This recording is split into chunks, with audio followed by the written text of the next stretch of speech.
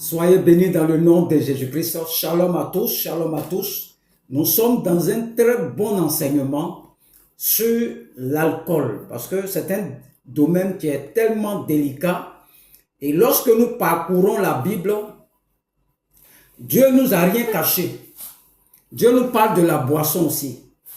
Est-ce que le chrétien doit boire l'alcool?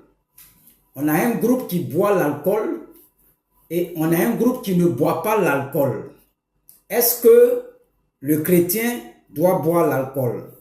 Donc la Bible, il y a des versets bibliques qui ne se contredisent pas. Mais les versets bibliques se complètent pour que l'homme puisse mettre la parole de Dieu en pratique. Le but de ces versets-là, c'est que l'homme puisse mettre la parole de Dieu en pratique. Donc, les versets bibliques ne se contredisent pas. Les versets bibliques se complètent pour que l'homme puisse mettre la parole de Dieu en pratique. Alléluia. Alléluia. Est-ce que le chrétien doit-il boire l'alcool? Nous sommes dans la deuxième partie de l'enseignement et nous avons dit dans le premier enseignement que dans l'Ancien Testament, nous avons deux groupes de personnes. Des personnes qui sont privées de la présence de Dieu, on appelle l'homme charnel, l'homme animal, qui n'a pas l'esprit de Dieu. Donc, le peuple de Dieu, il y a 12 tribus. Et les 12 tribus, il y a une tribu dedans que Dieu a choisi pour que cette tribu-là soit à son service. On les appelle les Lévis. Alléluia. Et lorsque nous prenons, qu'est-ce que Dieu leur demande?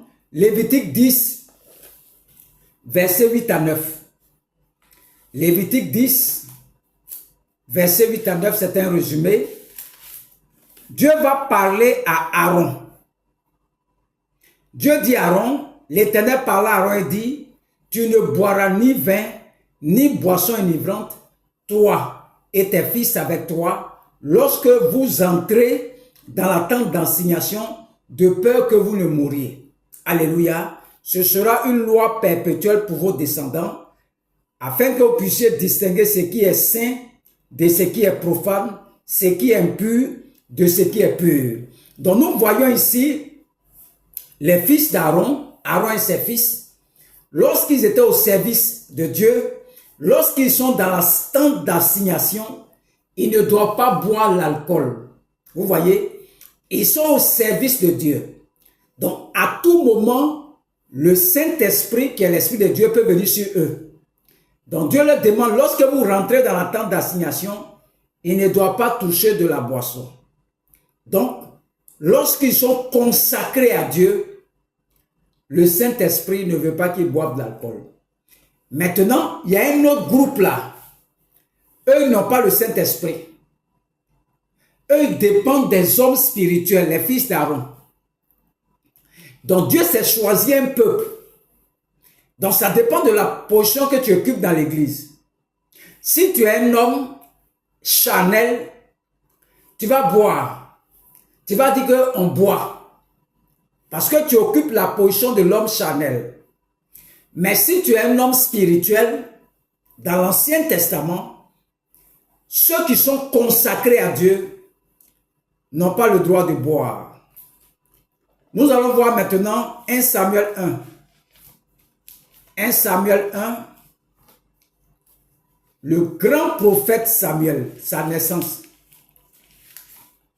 1 Samuel 1, verset 11. Elle fit un vœu à l'Éternel, à Dieu, en disant, l'Éternel des armées, si tu daignes regarder l'affliction de ta servante, et tu te souviens de moi et n'oublie point ta servante, et si tu donnes à ta servante un enfant mâle, je le consacrerai, c'est-à-dire mis à part à l'Éternel, pour tous les jours de sa vie, et le rasoir ne passera point sur sa tête. Comme elle restait longtemps en prière devant l'Éternel, Élie observa sa bouche. Anne parlait dans son cœur et ne faisait que remuer ses lèvres, mais elle n'entendait point sa voix. Élie pensait qu'elle était ivre. Et il lui dit, jusqu'à quand seras-tu dans l'ivresse? Fais passer ton vin. Anne répondit, non mon Seigneur, je suis une femme qui souffre en son cœur et je n'ai bu ni vin, ni boisson enivrante, mais je répandais mon âme devant l'Éternel. Ne prends pas ta servante pour une femme pervertie, car c'est l'excès de ma douleur et de mon chagrin qui m'a fait parler jusqu'à présent. Nous voyons Anne qui est dans la présence de Dieu. Et le sacrificateur Élie lui pose la question, est-ce que tu as bu? Est-ce que tu n'as pas bu même? Elle dit, je n'ai pas bu, mais c'est ce qui est dans mon cœur que je suis en train de répandre ça devant l'Éternel. Nous voyons la présence d'Anne dans le temple. Toute personne qui est consacrée à Dieu ne doit pas boire l'alcool. Alléluia. Il ne doit pas boire l'alcool. Voilà. Ça, c'est un premier passage. Le deuxième passage, c'est Juge 13. On a déjà étudié ça dans la première partie. Juge 13, versets 3 à 5. On dit un ange, on va lire le verset 4 seulement, on a déjà lu pour le lire à la maison. Mais prends bien garde, ne bois ni vin, ni liqueur forte et ne mange rien d'impur. Nous voyons ici la naissance de Samson. Dieu dit à sa maman l'ange que la boisson ne doit pas toucher sa bouche. Alléluia. Donc chaque fois que le Saint-Esprit vient sur quelqu'un dans l'Ancien Testament, il demande à la personne de se priver de boisson. Alléluia. Il demande à la personne de ne pas boire, ou bien le rasoir ne passera pas sur sa tête, ou bien ne pas manger les choses impures. Donc chaque fois, Dieu demande à ces personnes-là un sacrifice de ne pas toucher à l'alcool. Et nous voyons chaque fois quand il vient, il ne veut pas qu'on touche l'alcool. Et quand nous prenons Luc 1, c'est le Nouveau Testament, mais je le mets dans la catégorie de l'Ancien Testament. Luc 1, verset 13 à 14. Ça, c'est Jean-Baptiste, la venue de Jean-Baptiste. L'ange dit à sa maman, le verset 13, « Ne crains point Zacharie, car ta prière a été exaucée. Ta femme Élisabeth t'enfantera un fils et tu lui donneras le nom de Jean. Il sera pour toi un sujet de joie et d'allégresse et plusieurs se réjouiront de sa naissance. » Le verset 15. « Car il sera grand devant le Seigneur, il ne boira ni vin, ni liqueur enivrante, et il sera rempli de l'Esprit Saint dès le sein de sa mère. » Et nous voyons ici que ça soit Samuel, que ça soit Samson, que ça soit Jean-Baptiste, ce sont des gens qui sont mis à part, qui sont consacrés, la consécration, qui sont consacrés à Dieu, consacrés à Dieu. Et lorsqu'il y a une consécration sur quelqu'un, nous voyons qu'il y a une mise à part et Dieu demande à la personne ou bien à sa maman de ne pas toucher l'alcool. C'est l'alcool qui m'intéresse. Il y a beaucoup d'éléments, mais c'est l'alcool qui m'intéresse. Vous ne voyez pas? L'Ancien Testament, ce sont des hommes charnels. Des hommes qui sont privés de la présence de Dieu. Et Dieu s'est choisi un certain groupe de personnes et il leur demande, quand vous allez rentrer dans la tente d'assignation, les fils d'Aaron, personne ne doit boire. Parce que vous ne savez pas à quel moment je vais venir chez vous. Nous venons encore voir Samson. Il n'est pas encore né, mais Dieu demande à sa maman, comme cet enfant est un enfant consacré, la boisson ne doit pas toucher la bouche de la maman. Quand nous voyons dans le Nouveau Testament, Luc 1, qui est une transition de l'Ancien Testament, nous voyons que quand Jean-Baptiste n'était pas encore né, Dieu demande à sa maman que la boisson et l'enfant, la boisson ne doit pas toucher sa bouche parce que c'est un enfant qui est consacré à Dieu. Donc, lorsque tu es consacré, l'Ancien Testament, Dieu ne veut pas que tu touches la boisson. Donc, depuis l'Ancien Testament, Dieu nous a déjà parlé de la boisson. Quand tu es charnel, il n'y a pas de problème, tu peux boire. Mais quand tu es consacré dans l'Ancien Testament, il ne veut pas que tu boives. Donc, les gens consacrés dans l'Ancien Testament, le Saint-Esprit leur demande, comme vous ne savez pas à quel moment je vais venir chez vous, ne buvez pas. Mais les autres tribus buvaient. Et dans le monde, c'est toujours le même débat d'alcool. Je ne prends pas, c'est une conclusion partielle. C'est que quelqu'un qui est consacré dans l'Ancien Testament était privé de l'alcool. Le Saint-Esprit a un problème avec l'alcool, c'est-à-dire il ne veut pas. Quand tu es consacré. Donc, ça dépend de la position que tu occupes. Soit tu occupes la position des hommes charnels, soit tu occupes la position des hommes qui étaient en esprit, des hommes où le Saint-Esprit venait sur eux par mesure, pas à tout moment, mais quand il vient, il ne veut pas qu'ils boivent. C'est comme si le Saint-Esprit et l'alcool, il y a un problème. Pourquoi il ne doit pas boire?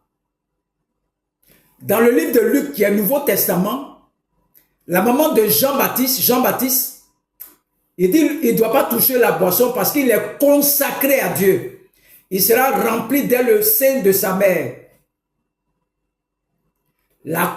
Donc quand tu es consacré à Dieu, tu ne dois pas toucher l'alcool. L'Ancien Testament. Et un peu le Nouveau Testament. On va rentrer tout doucement. Donc, la consécration veut dire mise à part. Le Saint-Esprit vient sur toi pour travailler avec toi. Donc, il ne veut pas que tu boives. Ça, c'est l'Ancien Testament. C'est une conclusion partielle. On va doucement. Je suis en train de décortiquer tous les passages qui nous parlent de la boisson. Chaque fois, nous sommes chrétiens et Jésus nous a dit, je m'en vais au Père, mais je vais vous envoyer le consolateur. Quand il viendra, il vous enseignera toutes choses. Donc, il ne faut pas négliger le Saint-Esprit. Il est avec nous, l'Esprit de Dieu. Donc, nous allons aller tout doucement pour savoir si on doit boire. Nous sommes des gens consacrés à Dieu. Donc, dans l'église, il y a un groupe qui boivent. Ils n'ont pas tort. Et il y a un groupe qui est mis à part. Même dans mis à part, il y a d'autres qui boivent aussi. Parce qu'on voit certains prophètes qui sont mis, certains hommes de Dieu qui boivent. Ce n'est pas un péché. Quand ils boivent, ce n'est pas péché. Mais quand nous analysons, on te dit que les versets bibliques ne se contredisent pas, mais elles se complètent pour que nous puissions pratiquer, mettre en pratique la parole de Dieu. Donc nous sommes dans l'Ancien Testament et nous sommes rentrés dans le livre de Luc. Lorsqu'il y a une consécration quelque part, une mise à part, Dieu parle toujours de la boisson. Il parle toujours de la boisson. Donc nous sommes en train de décortiquer tout doucement. Nous allons rentrer dans les détails. Quand le Saint-Esprit vient sur toi, il ne veut pas que tu boives. Donc j'ai l'impression, avec ces passages que nous avons lus, que le Saint-Esprit, avec l'alcool là, ça ne peut pas marcher dans l'Ancien Testament. Je ne vais pas encore conclure, mais au vu de ce que nous voyons là, nous voyons que le Saint-Esprit et l'alcool, il y a quelque chose qui cloche. Donc, il y a un groupe de personnes qui buvaient. Et il y a un groupe de personnes qui ne boivent pas, les consacrés. Mais de nos jours maintenant, parmi les consacrés même là, il y a un groupe qui boit et il y a un groupe qui ne boit pas. Est-ce que c'est un péché de boire? Nous sommes en train de travailler tout doucement. Il faut qu'on sache si on boit l'alcool. Parce que beaucoup de personnes fuient ce débat-là. D'autres disent on boit, ils ont tous les versets. Mais tu seras éclairé. Dieu ne nous a rien caché. Il nous a rien caché, il nous a rien caché. Je vais t'enseigner tout sur l'alcool. Tous les passages, on va traiter ça.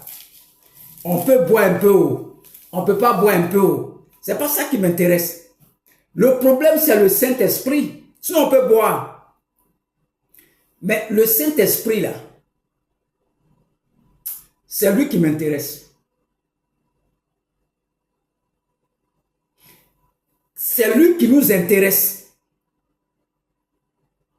Ce n'est pas l'alcool là même. Tu peux boire. Ce n'est pas ça mon problème. Mon problème, c'est le Saint-Esprit.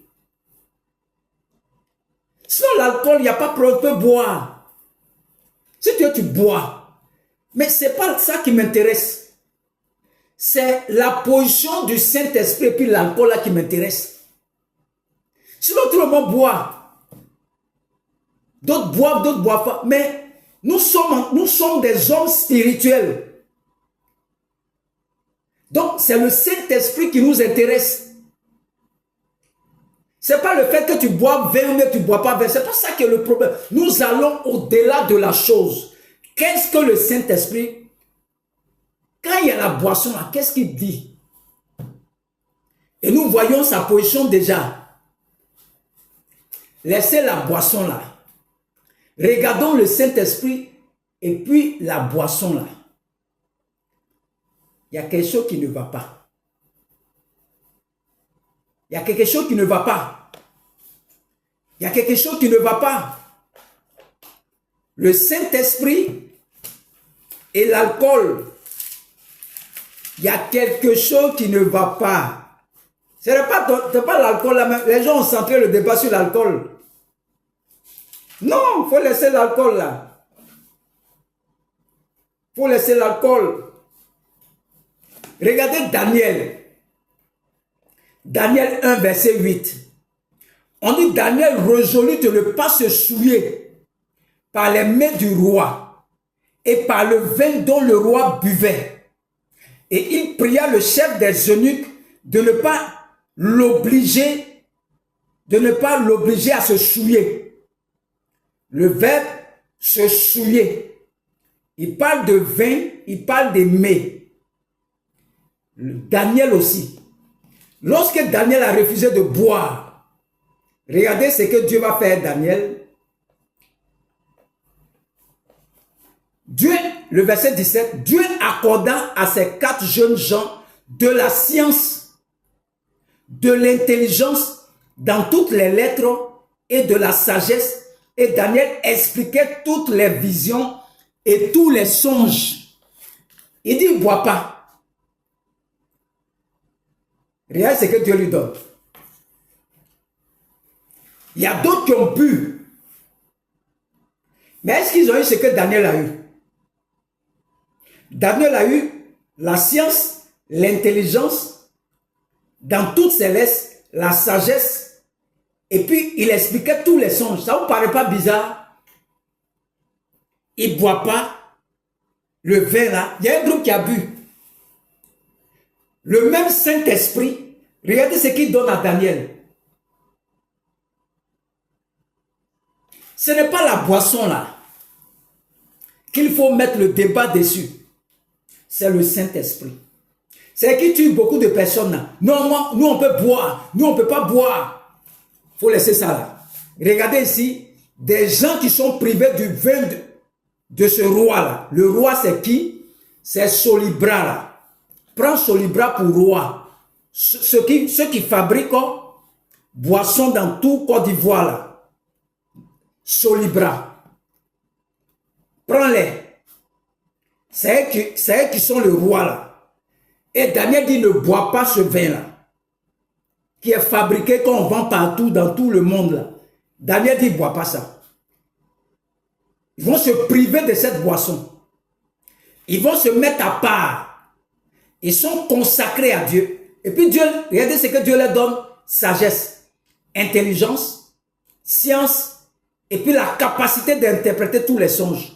Point d'interrogation. Qu'est-ce qui est dans la boisson? Qu'est-ce qui se trouve dans la boisson qu'on nous donne dans le monde?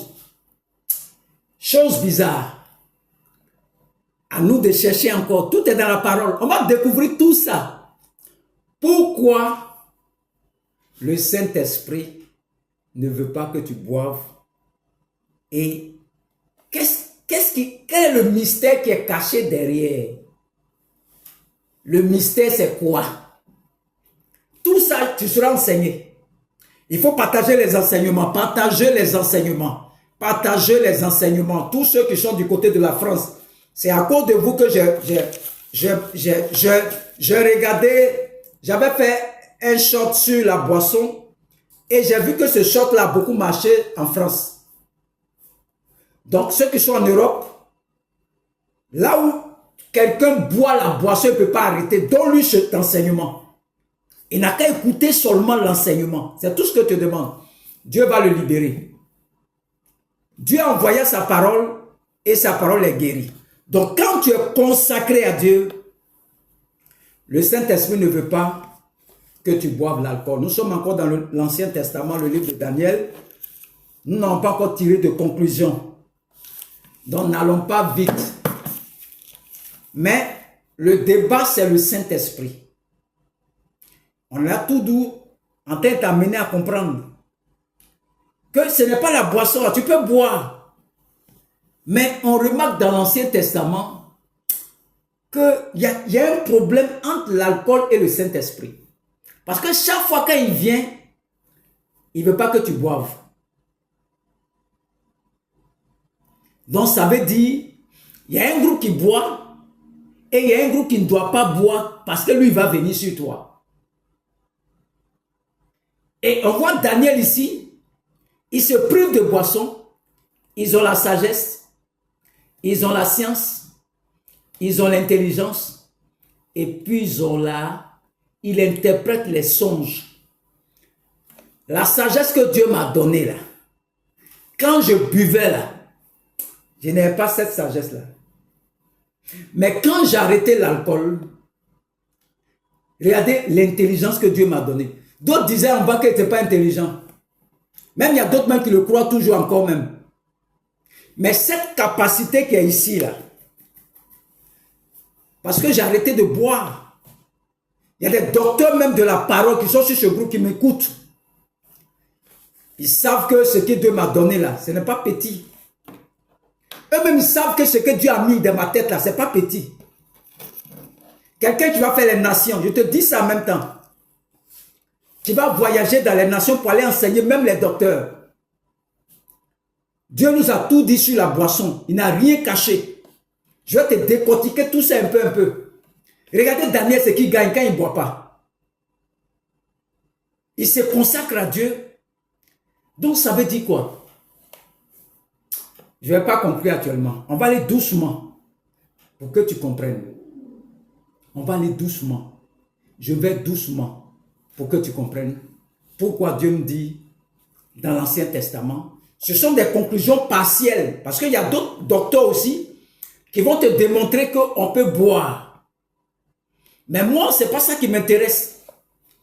C'est ma position vis-à-vis du Saint-Esprit. Si on boit ou si on ne boit pas ou, ce n'est pas ça le débat.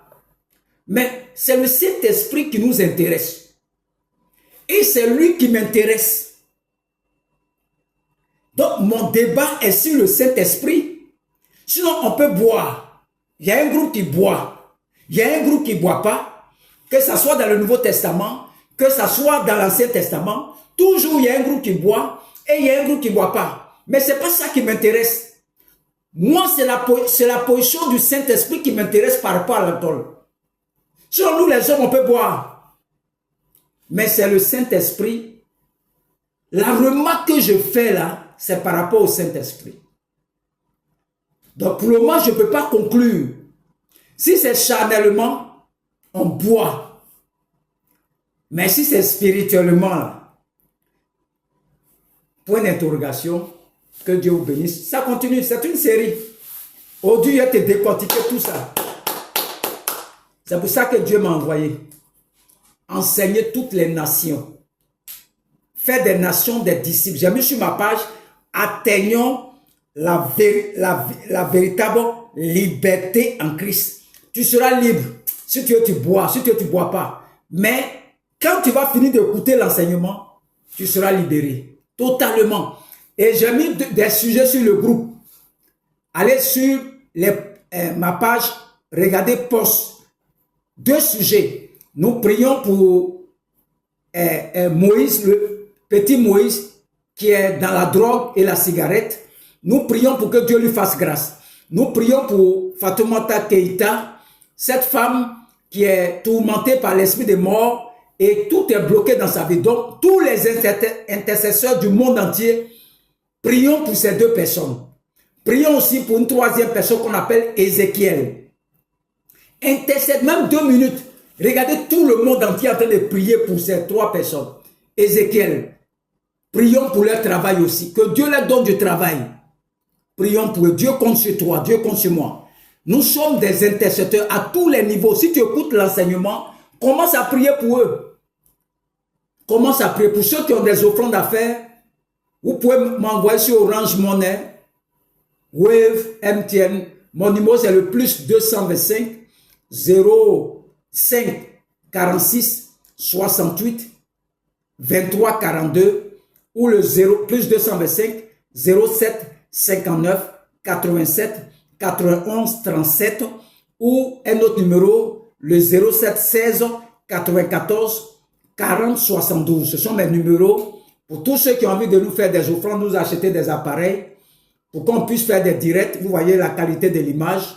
Nous avons besoin des appareils. Que Dieu vous bénisse. Dieu vous bénisse. Dieu vous bénisse au nom de Jésus-Christ. Amen.